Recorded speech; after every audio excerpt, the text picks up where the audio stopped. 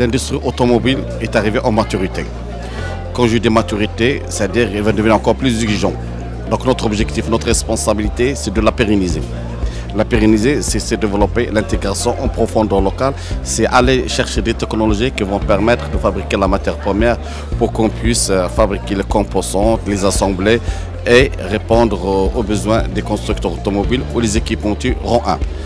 Donc, ces conventions, ils visent d'abord à former, à qualifier de personnel conformément aux besoins exprimés, soit par les constructeurs ou par les équipementiers qui experts dans le domaine de l'industrie automobile. Les défis sont très importants, comme vous l'avez constaté, Monsieur le ministre, sûrement il va définir de nouveaux objectifs à atteindre, soit en matière de chiffre d'affaires à l'export, soit en matière de taux d'intégration. Et ça, c'est une opportunité. C'est cette opportunité qui va permettre de pérenniser toute l'industrie automobile. Le Maroc est devenu une plateforme internationale, c'est le leader sur le continent africain, c'est le premier secteur exportateur.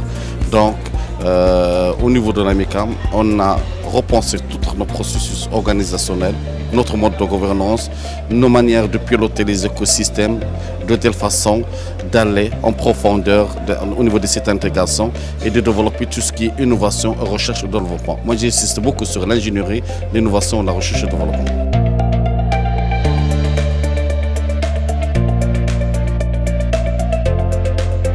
Ce que je peux apporter d'abord, croire à ce secteur. Le plus difficile a été réalisé, mais il reste beaucoup de choses importantes à réaliser, c'est-à-dire développer, je le répète, l'ingénierie, l'innovation, recherche et développement et développer en profondeur l'intégration locale et aller vers les technologies qui permettent de fabriquer les matières premières. La stratégie de l'AMICA, d'abord on a créé, pour cela on a créé un écosystème ingénierie, innovation, recherche et développement qui va regrouper un certain nombre d'acteurs.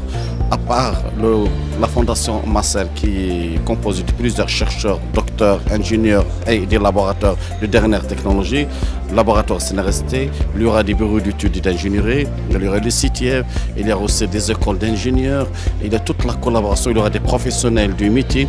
Donc cet écosystème qui va permettre en quelque sorte de répondre favorablement au développement des écosystèmes, ce qui va bien sûr contribuer au développement de l'intégration en profondeur locale.